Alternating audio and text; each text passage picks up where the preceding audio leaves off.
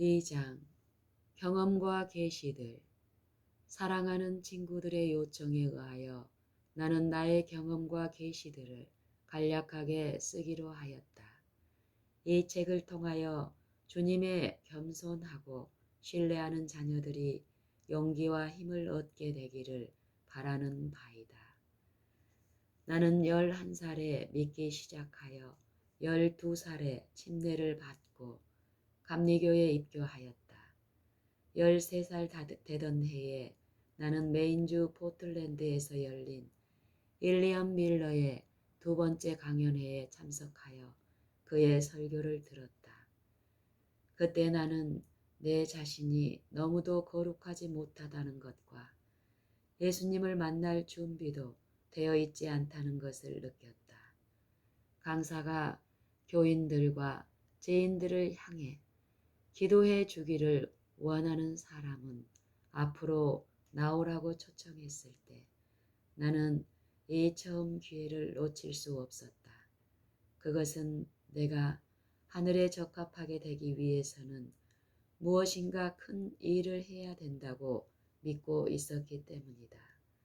나의 영혼은 온전하고 값없이 주시는 구원을 갈급하고 있었으나 그것을 어떻게 얻어야 할지를 몰랐다.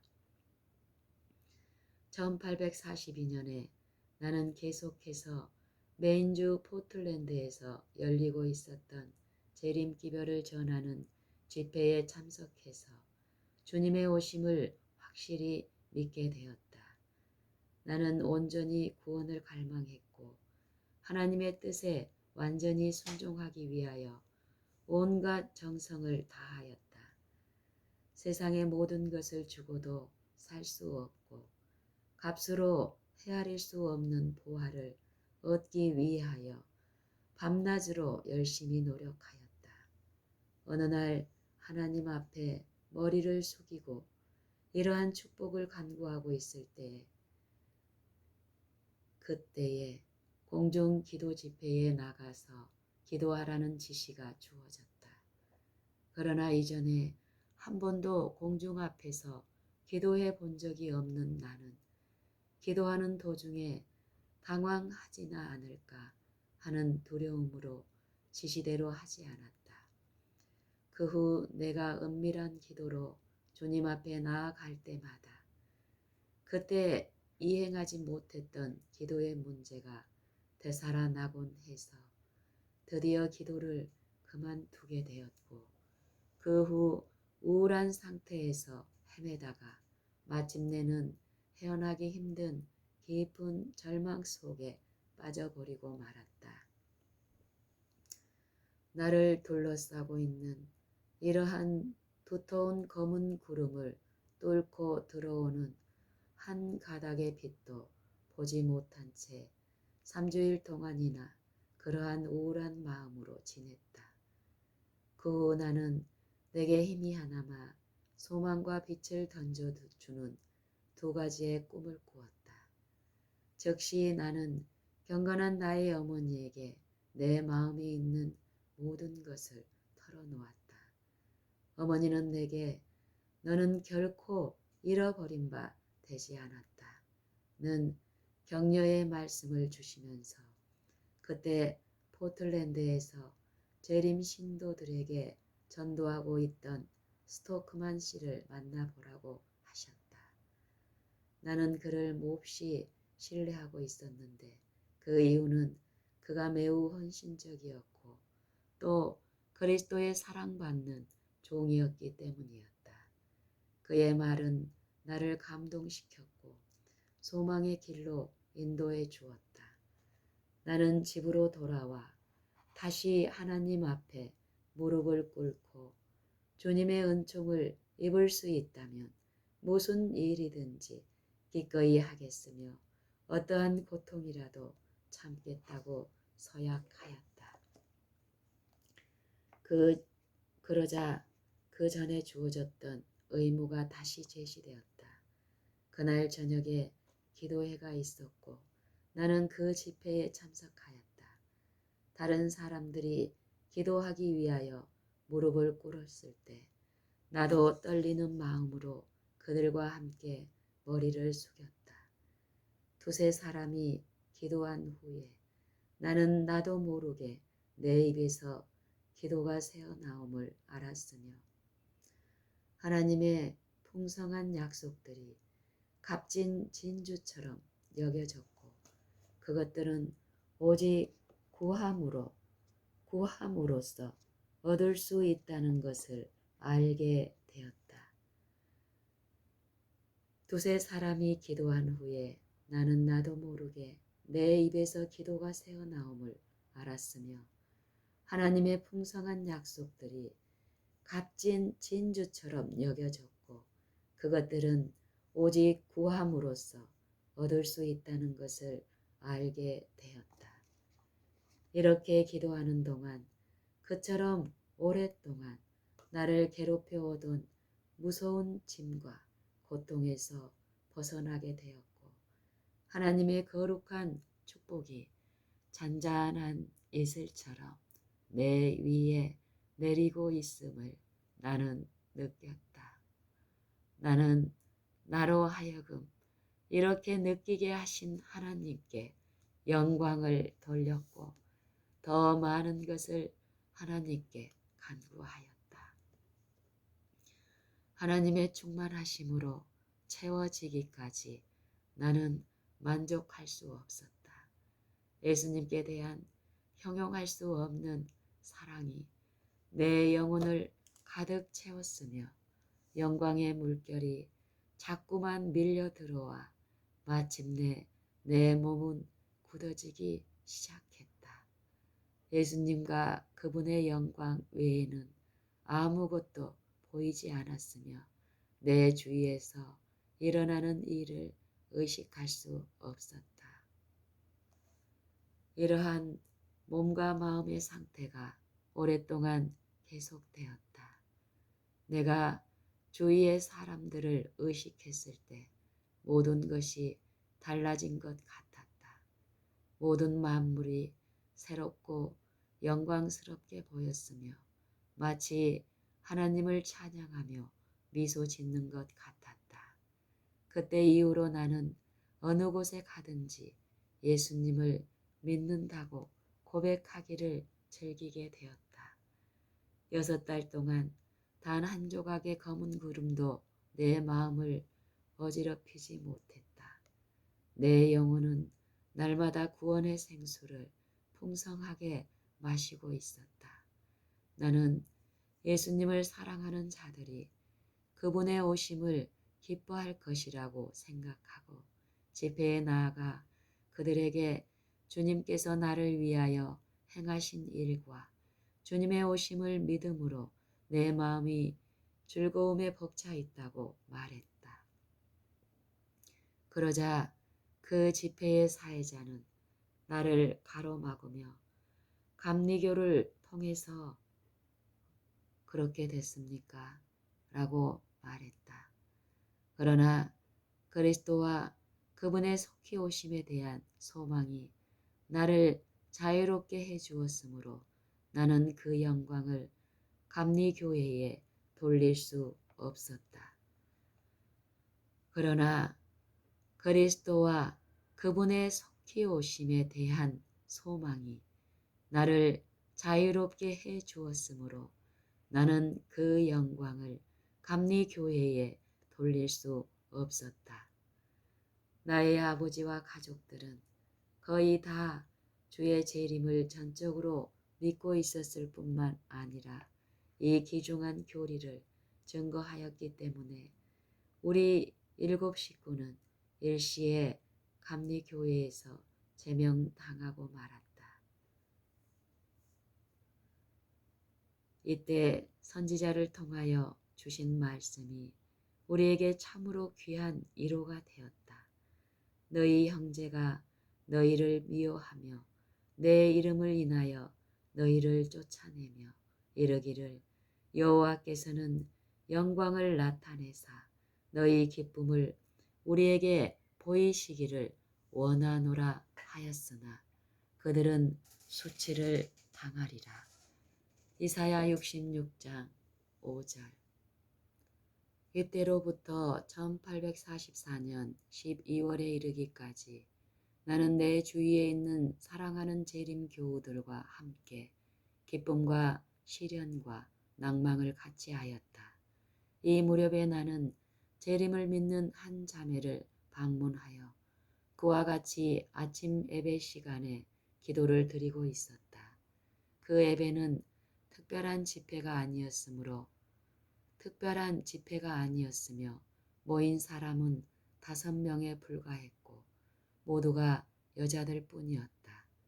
그러나 내가 기도할 때에 전에 결코 느껴보지 못했던 하나님의 크신 능력이 내게 임함을 느꼈다. 나는 하나님의 영광의 계시에 쌓여 지상에서 하늘로 올려 가는 것 같은 느낌 속에서 거룩한 도성을 향하여 가는 재림 신도들의 아름다운 광경을 보게 되었다. 나의 첫 계시. 하나님께서 내게 재림 신도들이 거룩한 도성을 향해 여행하는 것과 그들의 주님께서 혼인잔치에서 돌아오시기를 기다리는 사람들에게 주실 풍성한 보상을 보여주셨으므로 하나님께서 보여주신 것을 여러분들에게 간단하게나마 그 개요를 말해주는 것이 나의 의무라고 생각한다. 사랑하는 성도들은 많은 시련을 겪어야 하지만 잠깐 동안 겪는 가벼운 고통이 우리에게 훨씬 더 값지고 영원한 보상을 가져다 줄 것이다. 즉, 보이는 것들은 잠깐이나 보이지 않는 것들은 영원하기 때문에 우리는 보이는 것을 돌아보지 않는다. 나는 하늘 가나안으로부터 좋은 보고와 몇 개의 포도를 가져오려고 노력하였다. 전에 여호수아와 갈렙이 그들의 보고 때문에 돌로 침을 당할 뻔한 것처럼 이 보고 때문에 많은 사람들이 나를 돌로 치려 할지도 모른다. 민수기 14장 10절. 그러나 주 안에서 형제와 자매된 여러분이시여, 그곳은 엄청나게 좋은 땅이며 우리가 능히 올라가서 취할 수 있는 곳임을 나는 감히 증거하는 바이다. 내가 가족 재단에서 기도하고 있을 때 성령께서 내게 임하셨고 나는 점점 높이 올라가서 어두운 세상으로부터 아주 멀어지는 것처럼 생각되었다.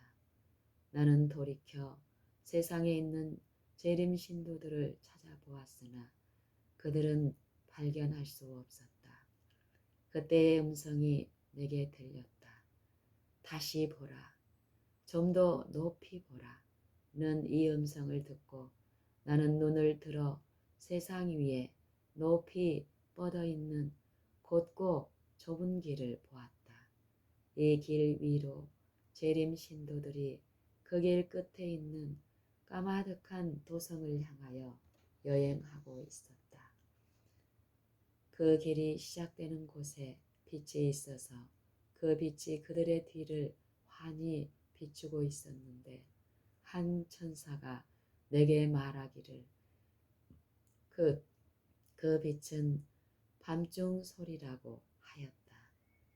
이 빛이 그 길을 따라 계속 비치고 있었으며 그들은 그 빛으로 말미암아 넘어지지 않게 되었다. 그들이 만일 그들 바로 앞에 서서 그들을 그 도성으로 인도하는 예수님을 바라보고 저희 눈을 그에게 고정시켰다면 그들은 안전했을 것이다. 그러나 오래지 않아 어떤 사람들은 피곤해지자 그들은 그 성에 이미 들어가 있기를 기대했는데 그 도성이 너무나 먼 곳에 떨어져 있구나 하고 중얼거렸다. 그때에 예수께서는 당신의 영광스러운 오른팔을 드시고 그들을 격려해 주셨는데 그의 오른팔에서 빛이 나와 재림 신도들의 무리 위에 파동쳤고 그들은 큰 소리로 할렐루야 라고 외쳤다. 어떤 이들은 그들 뒤에 있는 빛을 경솔하게 부인하면서 그들을 이와 같이 먼 곳으로 인도해 내시는 분은 하나님이 아니라고 말했다. 그러자 그들 뒤에 있던 빛은 사라지고 저희의 발은 칠흑 같은 흑암 속에 빠지게 되었다. 그들은 비틀거리며 표적을 잃고 예수님을 그 시야에서 놓쳐 버림으로 말미암아 그 길에서 벗어나 저 밑에 있는 어둡고 사악한 세상으로 떨어지고 말았다. 곧 우리는 많은 물소리와 같은 하나님의 음성을 들었는데 그 음성은 예수께서 오시는 날과 시간을 우리에게 알려주었다. 그 수가 14만 4천 명이나 되는 살아있는 성도들은 그 음성을 알아듣고 그 의미를 깨달았으나 악인들은 그것이 내성과 지진이라고 생각하였다. 하나님께서 시간을 말씀하실 때 우리에게 성령을 부어주셨으며 모세가 시내산에서 내려왔을 때에 그랬던 것처럼 우리의 얼굴은 하나님의 영광으로 환하게 빛나기 시작하였다. 14만 4천 명은 모두 다 인을 받았으며 완전히 연합되어 있었다. 그들의 이마에는 하나님이라는 글자와 새 예루살렘이라는 글자가 쓰여져 있었으며 예수님의 새 이름이 들어있는 영광스러운 별도 새겨져 있었다. 우리들의 행복하고 거룩한 모습을 보고 악인들은 화가 나서 난폭하게 달려들어 우리를 감옥에 쳐넣기 위하여 우리 몸에 손을 대려고 하였으나 그때 우리가 주님의 이름으로 손을 내밀면 그들은 힘없이 땅에 쓰러지곤 했다. 그때 사단을 추종하던 무리들은 서로의 발을 씻어주고 거룩한 입맞춤으로 형제들에게 문안하는 우리들을 하나님께서 사랑하고 계셨음을 알고 우리의 발 앞에 엎드려 경배하였다. 이어서 우리의 눈은 동쪽으로 향하게 되었는데 이는 사람의 손바닥만한 크기의 작고 검은 구름이 나타났기 때문이었다. 이것은 우리 모두가 알고 있었던 인자의 징조였다. 우리 모두가 말없이 엄숙한 자세로 가까워지는 구름을 바라보고 있었는데 그 구름이 점점 환해지고 찬란하게 되더니 마침내 하나님의 큰 흰구름 덩이가 되었다. 마침내 하나의 큰 흰 구름 덩이가 되었다. 우리 모두가 말없이 엄숙한 자세로 가까워지는 구름을 바라보고 있었는데 그 구름이 점점 환해지고 찬란하게 되더니 마침내 하나의 큰 흰 구름 덩이가 되었다. 그 땅바닥은 불처럼 보였으며 구름 위에는 무지개가 걸려 있었다. 그 주위에는 천만 천사들이 둘러서서 매우 아름다운 노래를 부르고 있었고 그 위에는 인자가 앉아 계셨다. 그의 머리는 희고 곱슬곱슬했으며 어깨까지 늘어져 있었고 그의 머리에는 많은 면류관들이 씌어져 있었다. 그의 발은 이글거리는 불덩이 같았고 그의 오른손에는 예리한 낫이 들려 있었고 왼손에는 은나팔이 들려 있었다. 그의 눈은 불꽃 같았는데 그것으로 당신의 백성들을 두루두루 살피셨다. 그때에 모든 사람들의 얼굴빛이 창백해졌으며 하나님께서 거절하신 자들의 얼굴은 흑빛으로 변하였다. 그때에 우리 모두는 누가 능히 설 수 있으리요? 나의 옷은 흠이 없는가? 라고 소리쳤다. 누가 능히 설 수 있으리요? 나의 옷은 흠이 없는가? 라고 소리쳤다. 그때 천사들의 노래가 그치고 잠시 동안 무서운 침묵이 흐르더니 예수께서 이렇게 말씀하셨다.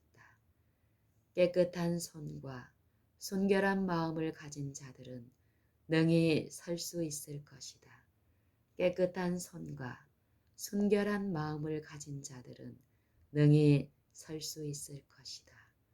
나의 은혜가 너희에게 족하도다. 이 말씀을 듣고 우리의 얼굴은 환하게 빛났으며 각 사람의 마음속에 기쁨이 충만해졌다.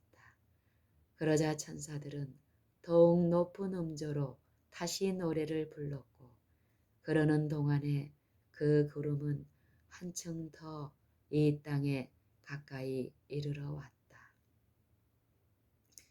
예수께서 불꽃에 쌓여 구름을 타고 강림하실 때에 그분의 은나팔이 울려 퍼졌다.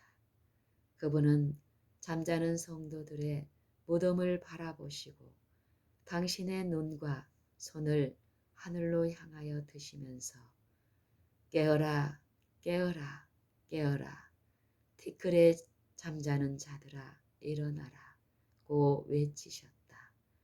이어서 굉장한 지진이 일어나더니 무덤이 열리면서 죽었던 자들이 썩지 않을 몸으로 일어났다.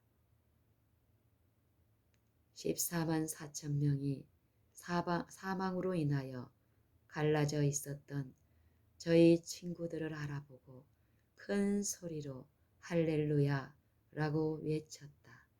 그와 동시에 우리도 변화되어 주를 영접하기 위하여 그들과 같이 공중으로 이끌려 올라갔다. 우리는 다 같이 구름 속으로 들어가서 7일 동안 우리 유리 바다를 향하여 올라갔다. 이때 예수께서 면류관을 가지고 오셔서 당신의 오른손으로 친히 우리 머리에 씌워 주셨다. 그분은 또 우리에게 금거문고와 승리를 상징하는 종려나무 가지를 주셨다. 유리 바닷가에는 14만 4천 명이 정사각형의 모양으로 서 있었다.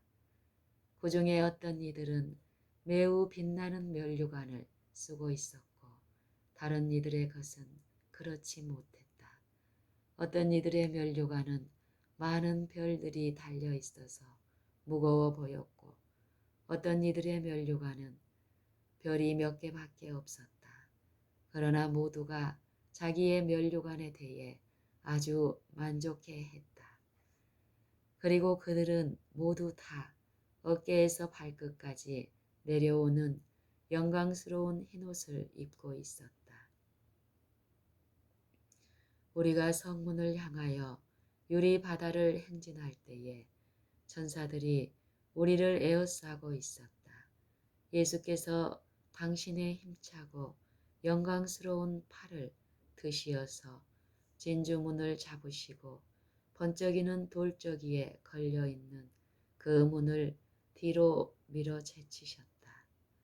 그러고는 우리를 향하여 너희들은 나의 피에 너희 두루마기를 빨았고 나의 진리를 위하여 굳게 서서 견디었으니 안으로 들어가라 고 말씀하셨다.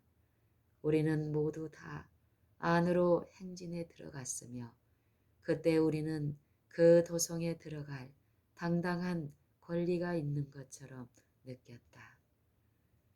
그곳에서 우리는 생명나무와 하나님 보좌를 보았다. 보좌로부터 맑은 강물이 흘러나오고 있었으며 강 양쪽에는 생명나무가 있었다.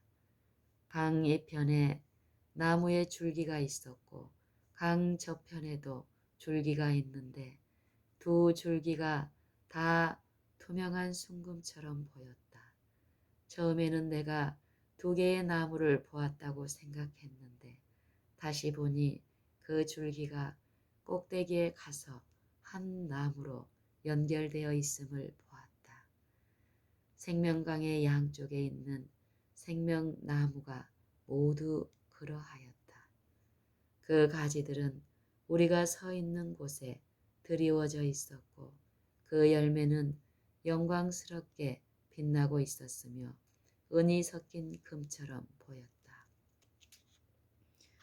우리 모두는 그 나무 밑으로 가서 거기 앉아 그곳의 영광을 보고 있었다. 그때 천국 복음을 전하다가 그들의 구원을 위하여 하나님께서 무덤에 잠재우셨던 피치와 스토크만 형제가 우리에게로 와서 그들이 잠자고 있는 동안 어떤 일을 겪었는지를 물었다.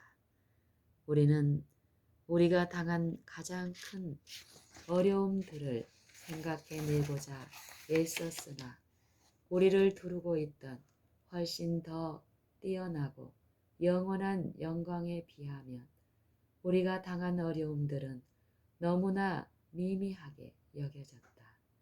우리는 그 어려움들을 입 밖에 낼 수가 없었다. 우리 모두는 다만 할렐루야, 하늘은 너무도 값이 싸구나 라고 소리치면서 영광스러운 검은고를 뜯어 하늘 궁룡에 울려 퍼지게 할 뿐이었다.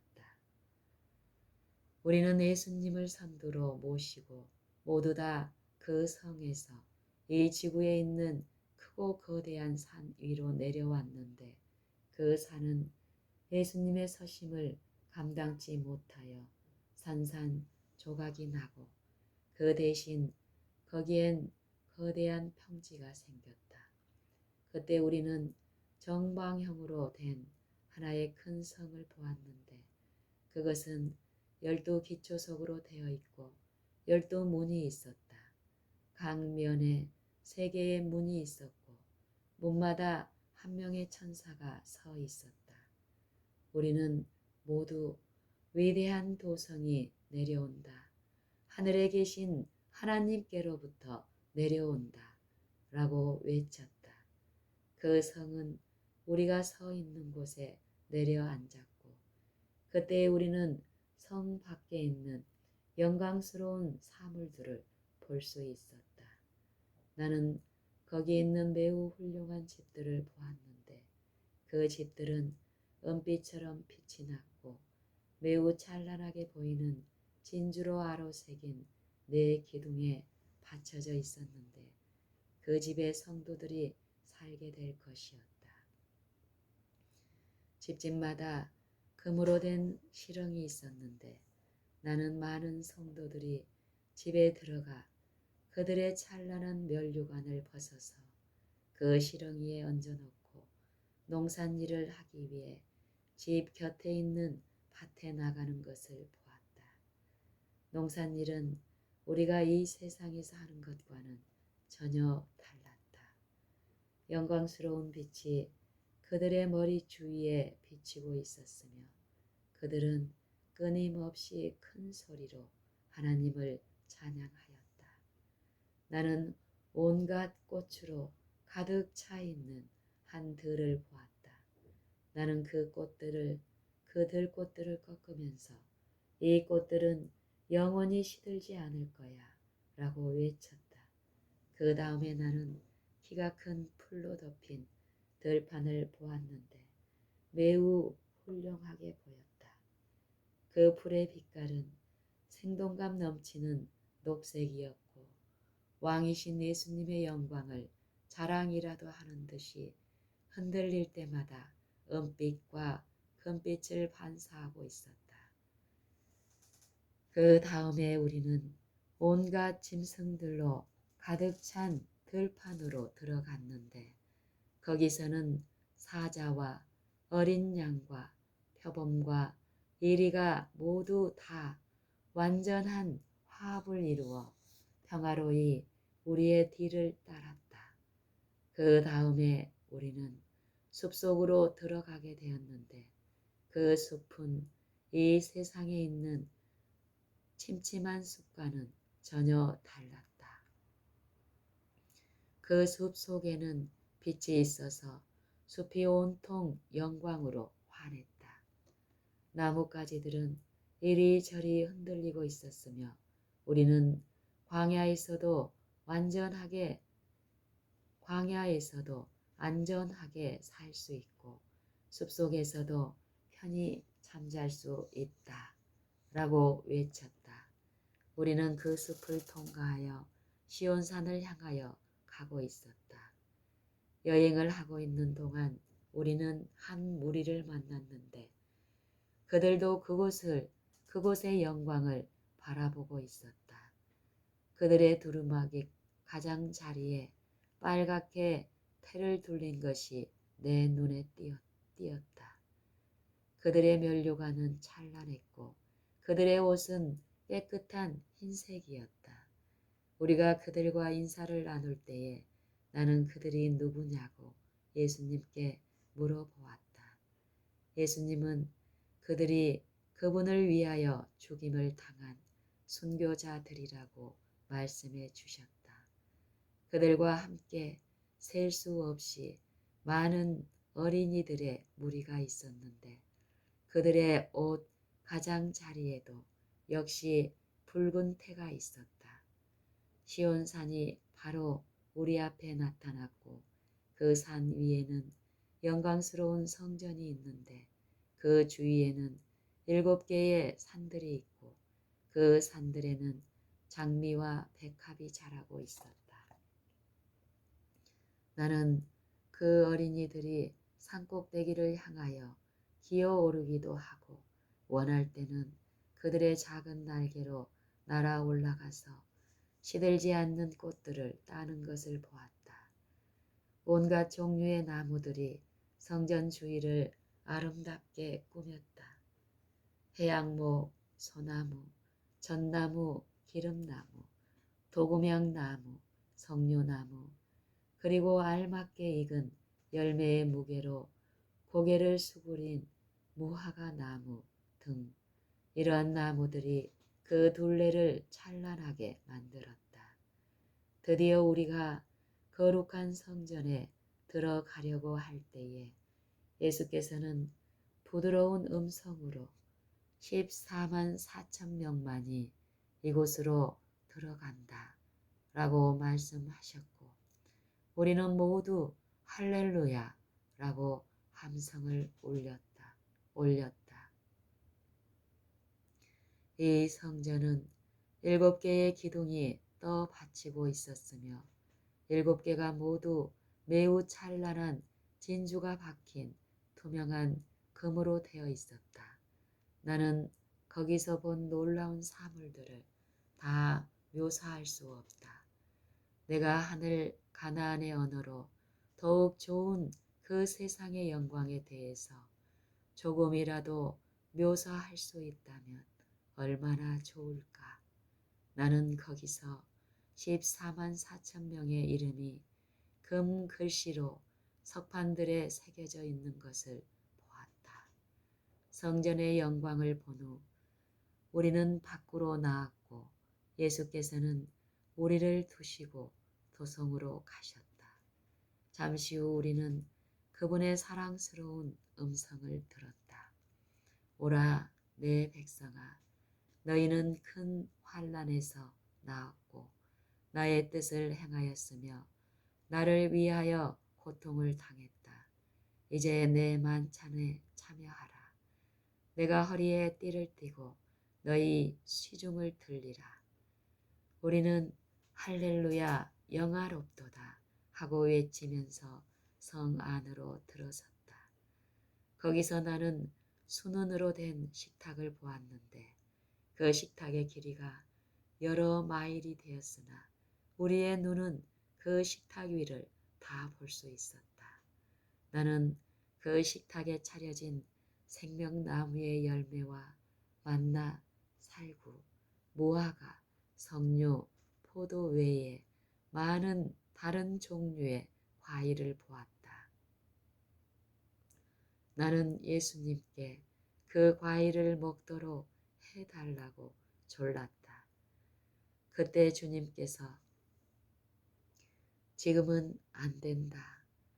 이곳의 열매를 먹는 사람은 지상으로 다시 돌아갈 수 없다.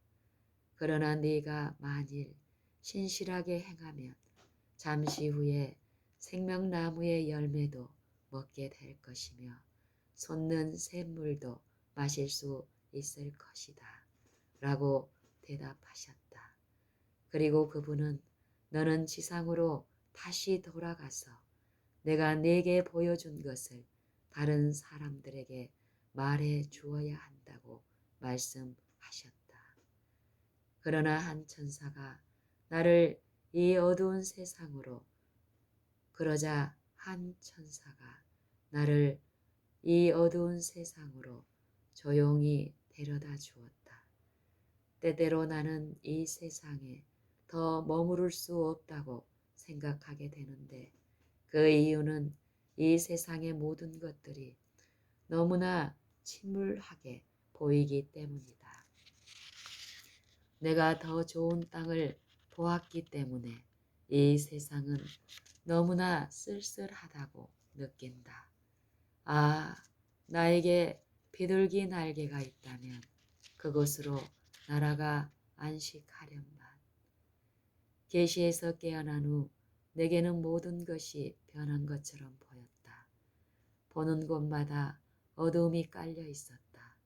오, 이 세상은 왜 이렇게 어둡게 보였는가?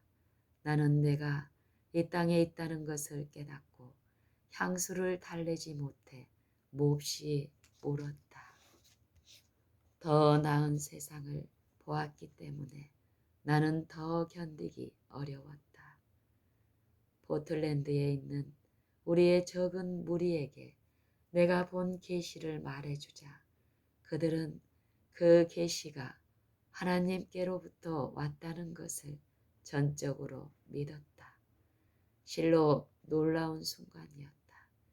영혼의 엄숙함이 우리들을 압도하였다. 이 첫 계시를 받은 지 일주일 후에 주께서 또 다른 계시를 내게 보여주셨는데 그것은 내가 겪어야 할 시련과 주께서 보여주신 것을 다른 사람들에게 나아가 전해야 할 것을 보여주셨고 또 그렇게 할 때에 내가 크나큰 반대를 당하게 될 것이며 그로 인해 마음의 고통을 겪게 될 것을 보여주셨다. 그러나 한 천사가 내게 하나님의 은혜가 내게 족하니 그가 너를 붙드시리라고 말했다. 하나님의 은혜가 내게 족하니 그가 너를 붙드시리라고 말했다. 하나님의 은혜가 내게 족하니 그가 너를 붙드시리라. 이 계시에서 깨어난 후 나는 몹시 고민했다. 나는 건강이 좋지 않았고 나이는 겨우 17에 불과했기 때문이었다. 나는 많은 사람들이 교만으로 인하여 타락하는 것을 보았다. 나 역시 교만해지면 하나님께서 나를 버리실 것이며 나는 필경 잃어버린 바 되리라는 것을 알았다. 나는 많은 사람들이 교만으로 인하여 타락하는 것을 보았다. 나 역시 교만해지면 하나님께서 나를 버리실 것이며 나는 필경 잃어버린 바 되리라는 것을 알았다. 나는 기도로 주 앞에 나아가 이 짐을 다른 사람에게 옮겨주시도록 간청하였다. 왜냐하면 내가 그 짐을 전혀 감당할 수 없을 것 같았기 때문이었다. 나는 오랫동안 엎드려 있었으나 내게 주어지는 빛은 단지 내가 내게 보여준 것을 다른 사람들에게 알리라는 것뿐이었다. 그 다음 계시에서 나는 주님께서 내게 보여주신 것을 나아가 전해야 한다면 교만으로부터 나를 지켜주시도록 열렬하게 간구하였다. 그러자 주님께서는 내 기도가 응답되었으며 만일 내가 교만하게 될 위험에 처하게 되면 당신의 손을 내게 얹으사 나로 하여금 질병으로 고통을 당하게 하시겠다고 하셨다. 그러자 주님께서는 내 기도가 응답되었으며 만일 내가 교만하게 될 위험에 처하게 되면 당신의 손을 내게 얹으사 나로 하여금 질병으로 고통을 당하게 하시겠다고 하셨다. 내가 성실하게 기별을 전하고 끝까지 견디면 생명나무 열매를 먹게 될 것이며 생명수를 마시게 될 것이다. 라고 천사가 말했다. 즉시 내가 본 계시들은 체면술의 결과라는 소문이 퍼졌다. 즉시 내가 본 계시들은 체면술의 결과라는 소문이 퍼졌고 많은 재림 신도들이 그 소문을 그대로 믿고 퍼뜨리려 했다. 유명한 체면술사인 한 내과 의사는 내가 본 계시들은 체면술에 불과한 것이며 더구나 나는 매우 쉽게 체면에 걸릴 체질이므로 자기도 체면을 걸어 나로 하여금 계시를 보게 할 수 있다고 말했다. 나는 그에게 주님께서는 체면술이 무저갱에서 나온 것이며 마귀에게 근원을 두고 있으므로 장차 체면술은 그것을 계속 사용하는 사람들과 함께 그곳으로 내려갈 것이라고 하셨다는 것을 말해 주었다. 그리고 나서 나는 그에게 할 수 있으면 내게 체면을 걸어보라고 했다. 그는 반 시간 이상 갖가지 방법을 다 써서 내게 체면을 걸기 위해 애써 보았으나 하지 못하고 그만 포기하고 말았다. 하나님께 대한 믿음으로 나는 그의 영향력을 물리칠 수 있었고 나는 조금도 체면의 영향을 받지 않을 수 있었다. 하나님께 대한 믿음으로 나는 그의 영향력을 물리칠 수 있었고 나는 조금도 체면의 영향을 받지 않을 수 있었다. 내가 어떤 집회에서 계시를 받게 되면 많은 사람들은 그것이 흥분 상태라고 말했고 어떤 이들은 나에게 체면을 걸어보기도 했다. 그런 때에 나는 아무도 보지 않고 듣지도 않는 곳, 그런 때에 나는 아무도 보지 않고 듣지도 않는 곳, 오직 하나님께서만 보시고 들으실 수 있는 숲속으로 들어가서 홀로 기도했으며 거기서 때때로 계시를 보곤 했다. 아무도 방해하지 않는 곳에서 내게 주신 계시들을 나는 즐겼고 또 그것을 사람들에게 말해 주었다. 그런데 어떤 사람들은 내가 이렇게 하는 것을 알고 내가 내게 체면을 건다고 말했다. 오, 하나님의 약속을 탄원하고 그분의 구원을 선포하기 위하여 진실한 마음으로 그에게 나아가는 자들이 영혼을 손상시키고 추하게 하는 체면술사라는 비난을 받게 되다니 이 어찌된 연고인가. 하늘에 계신 친절하신 우리 아버지께 떡을 달라고 할 때 그가 돌이나 전갈을 주신단 말인가. 이러한 일들로 인하여 내 영혼은 상처를 입고 심히 고민하고 괴로워하다가 거의 낭망하기에 이르렀다. 그러는 동안에도 많은 사람들이 나로 하여금 성령은 없으며 계시 가운데 본 하나님의 성도들이 겪을 모든 경험들은 체면술에 불과하거나 사단의 속임수라는 것을 믿게 하려고 애썼다. 이 무렵 메인주에서는 강신주의가 일어났다. 어떤 이들은 이를 전폐하고 자기들의 견해와 자기들이 종교적인 의무로 믿고 있는 것들을 받아들이지 않는 자들과는 사귀지도 않았다. 하나님께서는 계시를 통해 잘못을 내게 보여주시고 그들의 잘못을 시정하기 위하여 나를 그들에게 보내셨다. 그러나 그들의 대부분은 나의 기별을 전적으로 배척했으며 나를 세상과 타협하는 자라고 오히려 비난했다.